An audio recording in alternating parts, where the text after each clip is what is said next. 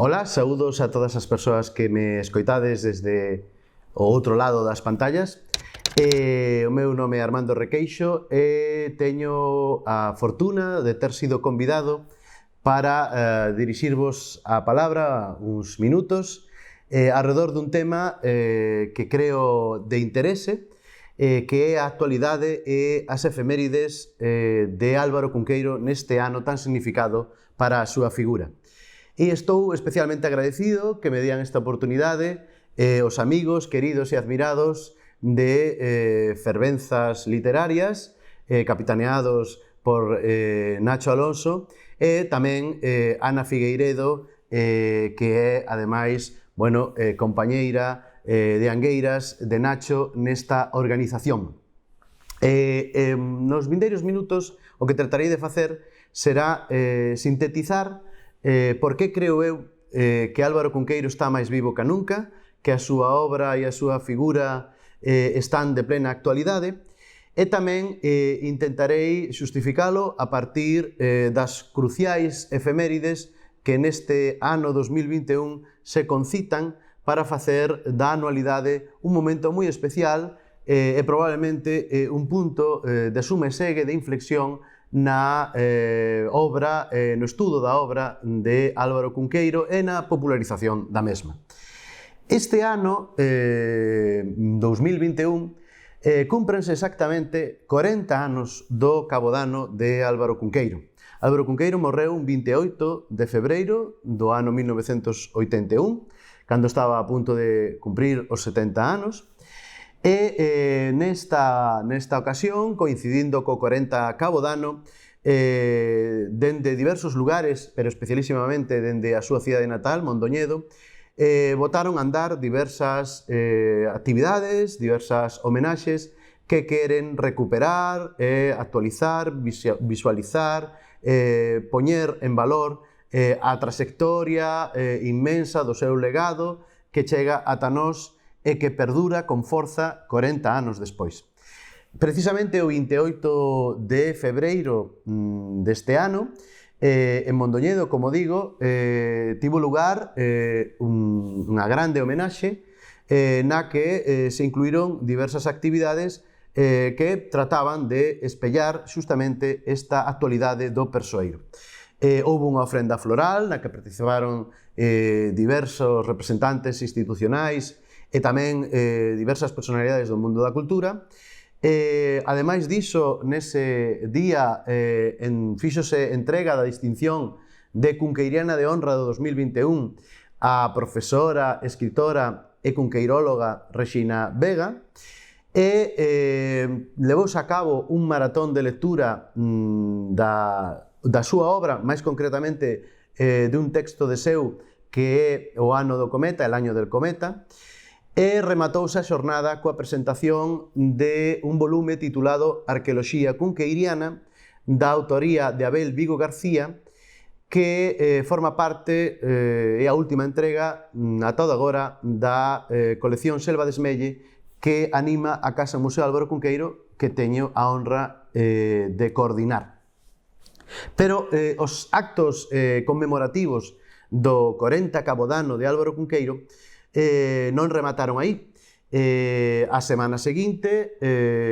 animado dende a Universidade de Vigo e máis concretamente desde a Facultade de Filoloxía e Traducción,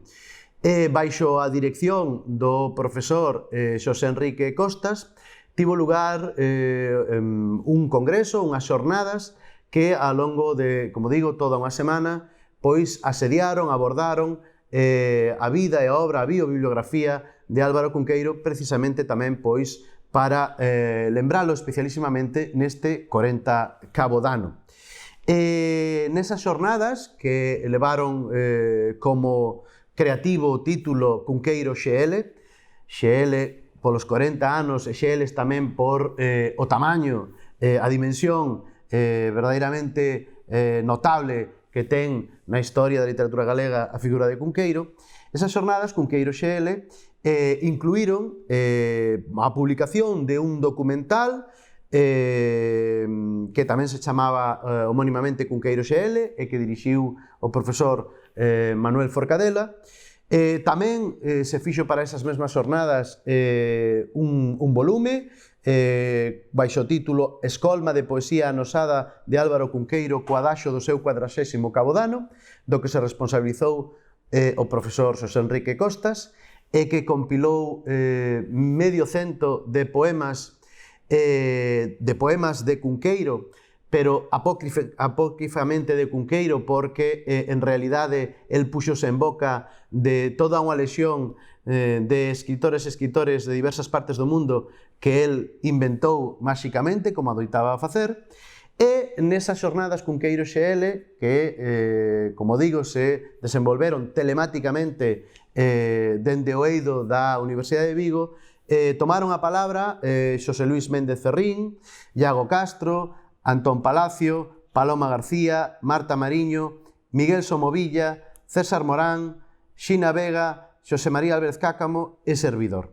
E ali houbo tempo para repasar a importancia fulcral da figura de Cunqueiro na literatura galega, e o que fixo o profesor e escritor Xosé Luis Méndez Ferrín, traballar a partir dos textos apócrifos, heteronímicos, pseudonímicos de Cunqueiro, tal como fixo Iago Castro, estudar as traducións do autor como nos presentou Antón Palacio, traballar nas súas conexións míticas, na reescrita dos mitos clásicos como fixeron Paloma García e Marta Mariño, trazar unha panorámica da amplísima, da vastísima obra xornalística de Cunqueiro, do que se encargou o xornalista Miguel Somovilla, e mesmo manter un faladoiro a propósito da actualidade da figura de Cunqueiro, no que participaron Xina Vega e Xosé María Álvarez Cácamo, e pechar todo con un recordatorio do que foi a última conversa en vida literaria con Álvaro Cunqueiro, que foi a que mantivo o tamén escritor e poeta e estudoso da obra de Cunqueiro, César Morán. Pero non é a única efeméride que celebramos neste 2021 de Álvaro Cunqueiro. Este ano están sendo e van seguir sendo varias as datas significadas da vida e da obra de Cunqueiro que se están a poñer e que se van a poñer pois de relevo. Ademais deste 40 cabodano, neste 2021 tamén se cumpre o 110 aniversario do seu nacemento. Álvaro Cunqueiro naceu en Mondoñedo o 22 de decembro de 1911. Fixo cabo do que os mindonienses seguimos chamando en dúplice nome Fonte Bella, aínda que hoxe o nome oficial é precisamente Fonte Álvaro Cunqueiro, en honor a este inmenso escritor. A Fonte Bella está situada pretiño da Catedral de Mondoñedo e a escasos metros dela,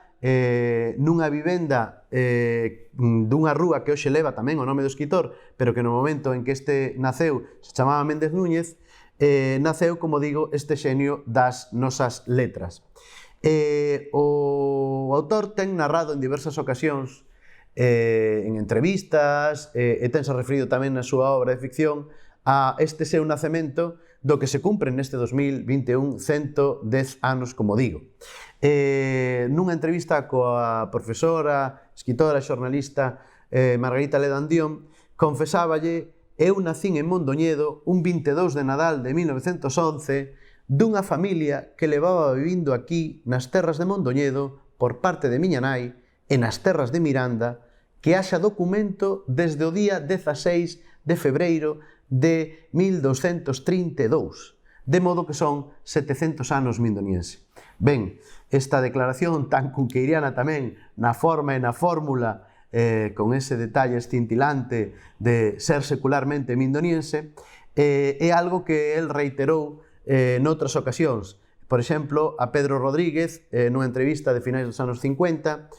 confesáballe: yo nací el 22 de diciembre de 1911, cuando en Madrid debían estar dándole al bombo. Y nací tan rollizo que no pudo resistir el médico decirle a mi madre: le ha tocado el gordo, señora. Claro que luego fui siempre un auténtico hilo e llegué a pesar 58 kilos con mi estatura actual. E diso dou fe porque entre as curiosidades dos meus anos de investigación cunqueiriana dei nunha ocasión con unha cartilla, cunha carta de peso de Álvaro Cunqueiro e efectivamente cando el tiña 18 para 19 anos pesaba, non chegaba aos 60 kilos e ese feito explica que, por exemplo, el non fixese o servizo militar obrigatorio naquel momento porque librou por ser o que chamaban os vedrallos nese entón estreito de peito. Era verdadeiramente un fío, como el dicía. E ese nacemento do que agora se cumpren 110 anos estivo incluso plasmado literariamente, inmortalizado polo seu estro poético porque hai unha composición de poemas do Si e Non, un poemario do ano 1933 que justamente comeza nesa proxección da voz poética e do autor empírico transfundindo os planos para dicir: eu nascín entre as zocas e os lóstrigos na mitade da noite, 47 días despois do primeiro aeroplano. Aínda colgaban do aramio da anteguerra todas as intactas maravillas inauditas. E, por se fora pouco esta coincidencia de ser este 2021 o ano en que se cumpre o 40 cabodano de Álvaro Cunqueiro, que morreu en 1971, e tamén o 110 aniversario do seu nacemento, aínda hai outras efemérides que significan, como digo, a anualidade. Entre elas, moi notoriamente, o feito de que neste 2021 tamén se alcanzan os 60 anos exactos da publicación de unha das súas obras narrativas maiores. Estou a referirme a Se o vello sen vaz volvese ás illas, que se publicou justamente en 1961. Polo tanto, pasaron xa bastantes décadas desde que esta obra vira luz e temos a suficiente perspectiva para entender a achega decisiva que supuxo para as letras galegas da posguerra e para o herdo literario do século XX e destes comezos do século XXI. Visto coa distancia que conceden os anos e despois da moita crítica e dos moitos estudosos que se debruzaron sobre a obra, hoxe vemos con claridade que en Si o vello sin vaz volvese ás illas hai unha aposta por Cunqueiro por ir medrando na capitalización, na conformación de unha narrativa de corpo de longo alento, extensa, que pasou das unidades de prosa máis breves e autónomas do Merlín e familia a unha obra algo máis arborada, como foi a das Crónicas do Sochantre, e xa unha obra pois propiamente novelística, como pretendeu ser este Si o vello sin vaz volvese ás illas. Ademais, con esta obra, Cunqueiro adensaba a súa escrita, se quere dicir así, de entramado psicolóxico, fronte a un personaxe como Merlín, de Merlín e familia, e toda a súa cohorte de Miranda, ou o propio Sochante, Crozón de Pontiví, neste caso, Sinbad incorporaba na súa persoa unha problemática que non tiñan os personaxes, se quere ver un pouco así, máis lineais, con menos horizonte de campo que tiñan obras anteriores. Neste caso, ademais, esa obra, agora que pasaron 60 anos, vemos claro que tiña unha diéxese moito máis concentrada, máis sostida, máis unitaria, e ademais tiña o engado de un xogo de perspectivas e de caixas chinesas que facían poñer a historia en boca de un narrador chamado sonoramente Al-Fariz ibn Yaquín al-Galizí, que en galego, máis ou menos aproximativo, sería algo así como Álvaro, fillo de Xaquín o Galego. E de Xaquín o Galego porque o pai de Álvaro Cunqueiro efectivamente se chamaba Xoaquín Cunqueiro Montenegro, e era por esa parte precisamente dos Cunqueiro Montenegro, dos Montenegro, que emparentaba Álvaro Cunqueiro con outro inmenso das nosas letras como era Valle Inclán. A historia de Sinbad, polo tanto, conta este personaxe, este alfarís, e ademais o que fai, o que confesa facer é poñer, como se dicía no libro, en latino galego estas memorias, viaxes e descansos de Sinbad o mariñeiro. É un libro perfectamente ensamblado, trenzado, que hoxe se ve 60 anos despois como unha maravilla, ten 4 partes centrais e 2 apéndices, cousa que, por certo, é moi típica da narrativa de Cunqueiro, que era moi dada a estes apéndices e glosarios e aditamentos pois paratextuais ou plus textuais que completaban o corpo central das súas obras. Aquí hai, ademais, unha contraposición entre o mundo que poderíamos chamar fantástico e o mundo empírico, real, que é perfectamente definitoria da obra de Cunqueiro e alcanza probablemente neste caso, nesta obra que celebramos agora, 60 anos despois, pois unha das súas máximas expresións. Aquí ese choque de trens prodúcese entre os escépticos do país de Bolanda, entre os que vive Sinbad e o propio Sinbad. As xentes de Bolanda non creen as historias, as aventuras que conta Sinbad, que está convencido da verdade diso que el relata, diso que el lles conta. Por lo tanto, vive nese terreo dos soños. O problema ven cando el empeza a dubidar da veracidade de iso que el creeu vivir, desas aventuras que creeu experimentar, e nesa dúbida sobre a realidade do que memora, é cando se produce o esfarelamento do mundo dos soños no que está instalado e ao deixar de soñar, pois sucede a traxedia final de que Sinbad se nos vai. Polo tanto, o 2021 é un ano de efemérides cunqueirianas, e é un ano de efemérides cunqueirianas porque é o 40 cabo de ano do seu pasamento, porque é tamén o 110 aniversario do seu nacemento, porque hai 60 anos que se publicou Si o vello Sinbad volvese ás illas, unha das catedrais da súa literatura, pero é que ademais, neste 2021, cúmprense exactamente 50 anos, estamos no cincuentenario da publicación de outro volume referencial da súa obra, que é Xente de aquí e de acolá. Nesta edición que teño aquí, de poderosa cor amarelada,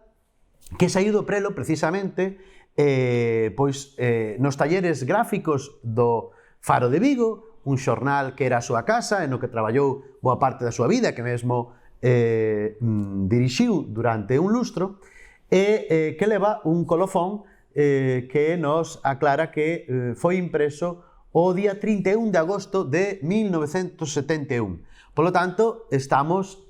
ante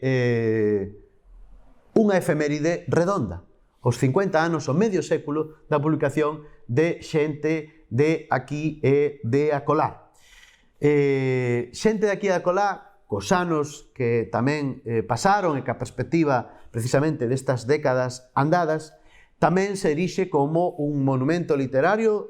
da escrita galega de todo o tempo e, por suposto, da obra en particular de Álvaro Cunqueiro. Os que se teñen aproximados, que temos en algún momento falado desta obra, sempre reiteramos, insistimos na idea de que Cunqueiro aquí probablemente con máis forza que en outros libros de seu intentou captar os tipos, os arquetipos do que podría ser algo así como o cerne xenuíno do ser galego. Os personaxes que aquí aparecen están individuados, teñen forza de seu e protagonizan historias propias, pero é certo que tamén teñen un carácter de alguna maneira superindividual e que son, se se quere dicir así, uns catalizadores de un modo de ser, de unha cosmovisión típicamente galega, que nos define como pobo, non? O propio Cunqueiro era consciente de que, cando publicou esta obra, Xente de aquí e de acolá, que non foi un libro que escribira, digámoslo así, en prazo curto pensando directamente na edición, senón que é un texto que se foi creando estratificadamente ao longo de anos, porque moitos destes textos aquí recollidos, destas semblanzas que así apareceron publicadas en algún lugar con posterioridade, moitos destes textos breves, como digo, apareceron inicialmente como entregas creativas nas páxinas do propio Faro de Vigo, non? Pero ben, recollidas por xunto este casi medio cento de textos breves, en realidade 49, como digo, medio cento redondeando, Cunqueiro tiña a conciencia de que tiñan unha unidade e que ademais estaban incardinadas na súa biopoética, na súa bibliografía de un modo, como digo, moi marcado. Nunha carta prólogo que o propio Cunqueiro dispón antecedendo as historias, confesámalle a Domingo García Sabel sobre estes textos o seguinte: eu terqueo que istes son retratos de xentes que son da nosa tribo e que non poderían ser de outra calisquer. Querse dicir que hai neles, e é a miña opinión, unha onza de cada quen do ser galego e repartido entre toda esta xentiña está case que toda a andamiaxe do galego. Están as súas varas de medir o mundo, as voltas do seu maxín, as reviravoltas dos seus soños, dos seus debezos, a súa cualidade intelectual. Hai quen busca, e fai ben, saber como é o galego dende outras realidades, que están máis á man. Pero eu vou usar furar no galego de cadar con estas leiras segredas, non? Por lo tanto, este é un libro, en moitos sentidos, ben galego, perfectamente galego, fondamente galego de Cunqueiro. Ademais, é unha obra que forma parte dun macrotexto cunqueiriano. Publicouse hai 50 anos, pero tivo un proemio, un prólogo, nun libro anterior, Escola de Menciñeiros, que se publicou no ano 1960, e tivo o que dirían os cineastas actuais unha secuela, entendendo os outros feirantes como unha precuela, non? E a secuela sería os outros feirantes. E a precuela Escola de Menciñeiros, este sería o libro Meridiano, Xente de aquí a colá, e os outros feirantes, un libro do ano xa 79, pois sería a última parte dunha triloxía que conformaban unha unidade, non? E Cunqueiro tamén chegou a falar de que estes tres libros eran vistos por el mesmos como un único libro en tres entregas, non? E mesmo confesou que na súa concepción tivo moito que ver e que entrocou coa grande tradición de noso na figura de Castelao e dos 50 homes por 10 reais. E verdadeiramente coincide con eles en cuestións axiais, como por exemplo, en que o protagonismo da maioría dos textos é, en este caso, masculino, en que son personaxes que están trazados con liñas de forza moi rápidas e seguras, e que todos eles teñen unha reviravolta, unha crevadura final, de xogo irónico, que é o que fai escintilar ese humor tan característico da obra de Cunqueiro. Tamén se podría falar neste libro, como noutros, desta alternancia, deste contrapunto entre o realismo e o fantástico, e sobre todo da tradición oral que aquí bebeu e atesourou e compendiou nesta alfalla narrativa Álvaro Cunqueiro.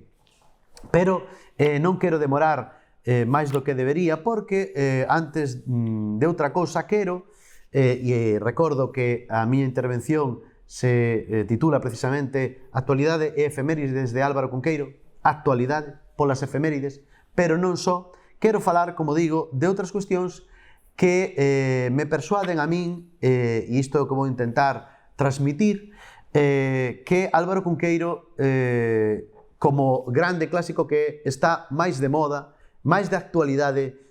ca nunca. Eu creo que nestes momentos hai tres grandes frechas, tres grandes liñas de tensión que confirman que efectivamente o 2021 e os últimos anos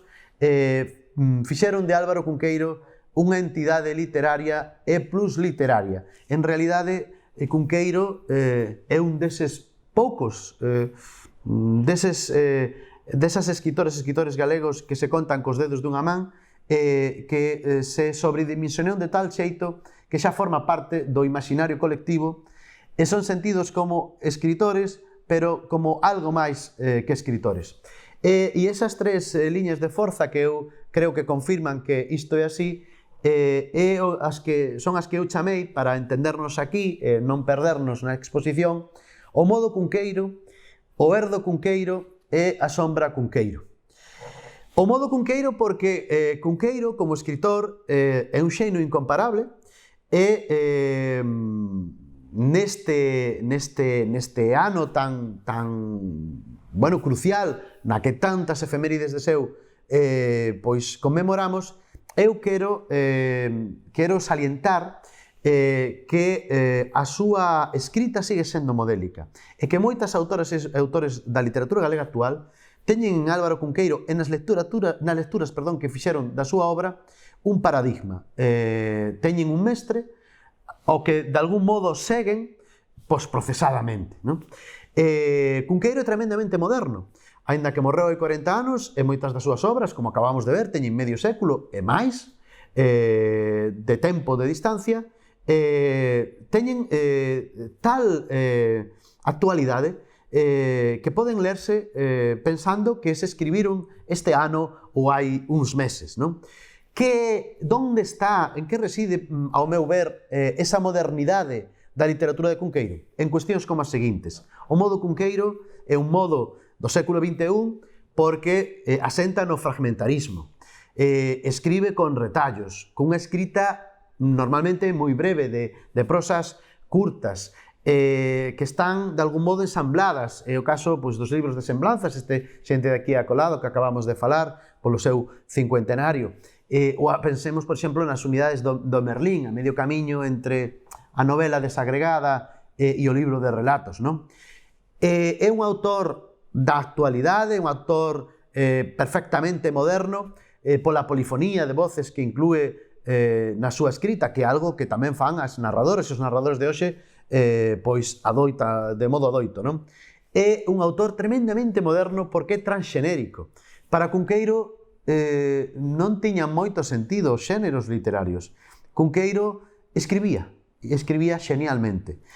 Cando un lee un pé de foto dun artigo de Álvaro Cunqueiro, en moitas ocasións ten a impresión de que o que está a ler realmente é un poema. É un poema cunha foto. Ou cando lee algún texto narrativo de seu, especialmente para teatral ou dialogado, percibe que aí hai o abrocho ou a fórmula reconvertida de unha peza teatral. Exactamente igual, pois poderíamos facer entre a narrativa e a articulística. Hai moitos dos textos xornalísticos de Álvaro Cunqueiro que son relatos, que son literatura periodística, non? É o modo Cunqueiro un modo da modernidade porque Cunqueiro cultivou a literatura paradisíaca. Cunqueiro dinamitou a concepción do tempo na súa escrita. Ele estaba instalado na ucronía, no transtempo, no pantemporal, se quere dicir así. Xogaba cos anacronismos de modo deliberado. Todo isto é o que podemos ver hoxe nos mellores escritores non só galegos, senón europeos e mundiais, non? Esa abolición das fronteiras da realidade a través dun xogo esférico de todo o tempo. Cunqueiro entón se hizo moitas décadas. Precisamente por iso se fala del como un dos pais, dos pioneiros, se quere mesmo a banda lettre do realismo máxico, que tanta cauda, que tanto Ronsel deixaron despois e que son hoxe tamén mestres que seguen os autores do noso tempo. E Cunqueiro tamén, e o seu modo Cunqueiro é paradigmático polo humorismo. Pero polo humorismo ben entendido, o humorismo como a cualidade esencial que define o ser galego, non como o ludismo chocalleiro. Esa cosmovisión identitaria a través do rexistro paródico que cultiva en tantas das súas obras, pois fai de Cunqueiro un dos grandes humoristas da nosa tradición e unha das persoas que mellor entendeu ese modo tan particular de ser das galegas e dos galegos. Ademais de estar de actualidade, de ser perfectamente moderno polo modo Cunqueiro, dáse a circunstancia de que neste 2021, con moita insistencia, pero tamén, evidentemente, nos últimos anos, e non me vou ir máis atrás, vou falar da última década, dos últimos 10 anos, o Erdo Cunqueiro ten unhas dimensións realmente abrallantes. Podería falar disto referido aos influxos que deita en narradores, poetas, dramaturgos galegos actuais, pero estenderíame se cadra en demasía. Conformareime aquí agora con lembrar que o estado de recuperación da escrita de Álvaro Cunqueiro é moi visible nos últimos anos. Nestes últimos aniños e neste tempo ata 2021 publicáronse recolleitas da súa poesía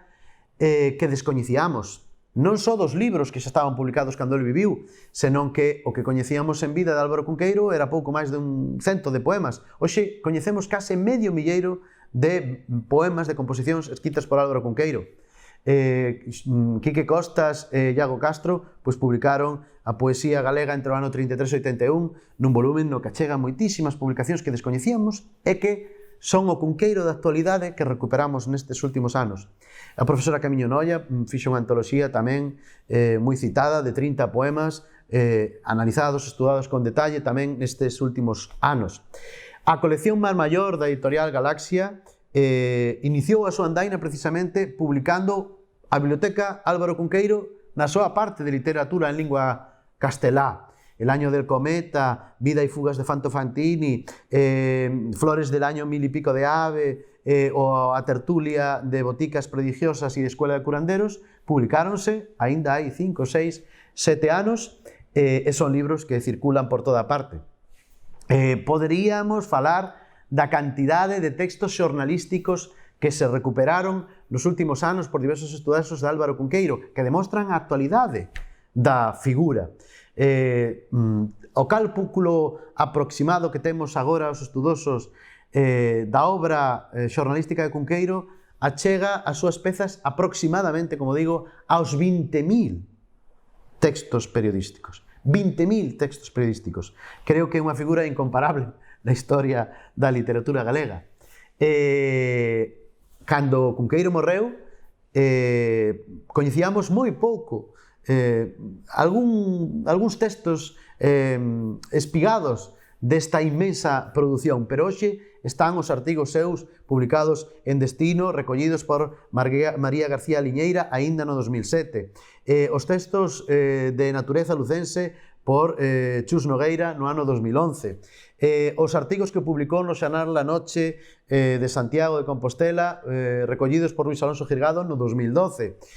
Os textos xornalísticos de natureza religiosa ou transcendente recolleu no Xosé Antón López Silva no ano 2012 tamén. A escrita que publicou en Sábado Gráfico está recolleita por Luis Alonso Girgado no 2013. Iago Costas Quique Costas e Iago Castro,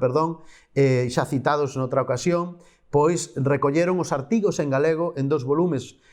O mundo que teño de meu e No obradoiro do fabulador, 3 volumes realmente, dos anos 2013, 17 e 19. E hai tamén pois unha escolma amplísima de textos xornalísticos publicados en diversas cabeceiras da que se responsabilizou Miguel Somovilla, publicada aínda hai uns meses baixo o título de O labirinto, Al pasar de los años. E aínda hai uns meses, neste 2021, o propio Miguel Somovilla, en unha publicación que animamos desde a Casa Museo, recolleu O labirinto do Imperio Secreto, que é probablemente a serie máis enigmática, máis curiosa de Álvaro Cunqueiro. O Erdo Cunqueiro non só se manifesta na publicación e redescubrimento da súa poesía, da súa narrativa, de, como dixen, da súa articulística, senón na actividade pública que diversas institucións fixeron e seguen a facer para honrar a súa memoria. A memoria deste escritor que neste ano 2021, e quero significalo aquí no Flip 21, está de actualidade,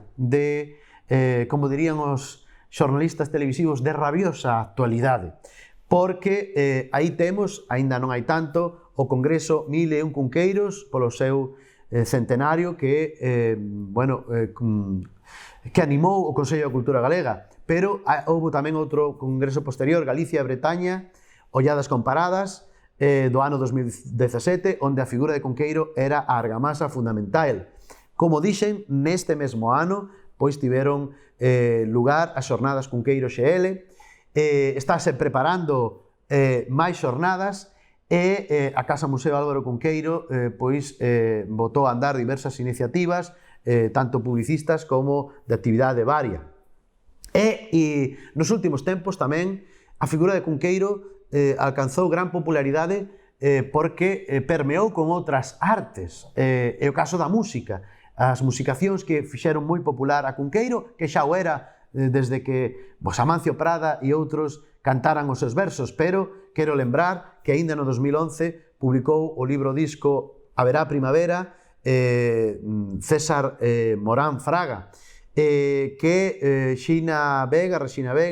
e tamén César Morán Fraga publicaron unha fotobiografía sonora no ano 2009, e que hai uns meses escasamente Emilio Rúa deu a coñecer en Galaxia un novo libro disco musicando a Cunqueiro co título de Novelo Vento. Modo Cunqueiro é un autor tremendamente moderno que influe na escrita dos mellores hoxe. Herdo Cunqueiro porque segue estudándose e recolléndose a súa poesía, reeditándose a súa narrativa, recompilándose a súa xornalística, facéndose actividades de todo xorne sobre esta obra, que ademais é fantásticamente musicada, pero ademais de todo iso, e con isto vou aprobando xa o remate da miña intervención, este ano e este tempo é tamén un tempo da sombra Cunqueiro. Como dixen, Cunqueiro dimensionouse de tal xeito que, como cando falamos de Rosalía, a nosa matriarca, tal vez de Castelao e de poucas figuras máis, as nosas xentes, a sociedade non necesariamente do campo literario, do sistema ou do circuito literario, xa ven con familiaridade o nome de Cunqueiro. E aquí hai, por iso de sombra Cunqueiro, un claroscuros. Hai luces, pero tamén hai pegadas umbrías, que eu penso que deben de intentar desterrarse ou aparcarse con respecto á figura de Cunqueiro. Cunqueiro tamén, de algún modo, como lle acontece a moitos clásicos, converteuse nun topos literario, e hai moito de tópico cunqueiriano. E o adxetivo cunqueiriano é un continente, un contedor no que cabe case que todo, e iso é perigoso, ou pode ser perigoso. Por exemplo, hai moitas persoas que cando leen unha obra de outro escritor, do escritor moderno, actual, rapidamente lle apoñen o adxetivo de que é unha escrita cunqueiriana, porque a mellor cultiva o xénero do maravilloso ou de certo absurdo, pero Cunqueiro non é iso. Cunqueiro non é unha escrita, digamos, da inventio despropositada. No fantástico de Cunqueiro hai un concepto, hai un sentido, hai unha semántica. Non todo maravilloso que hoxe se fai ou todo o xogo de absurdismo é cunqueiriano. Nin tampouco todos aqueles autores e autoras que xogan a facer un tipo de escrita na que comparecen tipos máis ou menos populares son escrita cunqueiriana. É verdade que Cunqueiro tratou este arquetipo de personaxe, pero fixo co estilo inconfundible de Cunqueiro, non con un etnografismo plano, que o que tal vez nalgún outro caso se pode ver aínda hoxe por aí adiante. Por tanto, tampouco aí a transferencia de cunqueiriano ten sentido. Dende o intraliterario deberíamos desbotar eses cualificativos. E con isto vou rematando, como digo, a figura de Cunqueiro alcanzou tal dimensión, tal magnitude, que eu sospeito que en non pouca parte de Galicia, pero especialísimamente na Galicia do Sur, na Galicia do hinterland vigués, é máis que probable que moitas xeracións de rapaces novos probablemente algunhas amizades das persoas que nos están escoitando, que me están vendo do outro lado da cámara hoxe, probablemente digo, cando lles falen de Cunqueiro, no que pensen será no Hospital de Beade, sorprenderánse dicindo non teño que ir para nada ao hospital. E esquezan, cousa na que eu estou conxurado, que corrixan, esquezan, digo, que detrás de Cunqueiro, detrás do Álvaro Cunqueiro, non hai só un hospital importante, admirable, de referencia en Galicia, senón un inmenso escritor que existiu e que existe e que neste 2021 está, como digo, de plena actualidade por todas as súas efemérides, por todo o modo cunqueiro que nos deixou paradigmáticamente, por todo o herdo que nos legou e por toda a pegada indeleble que deixou como un grande entre os grandes do Parnaso literario da historia da literatura galega. Un saúdo e ata máis ver.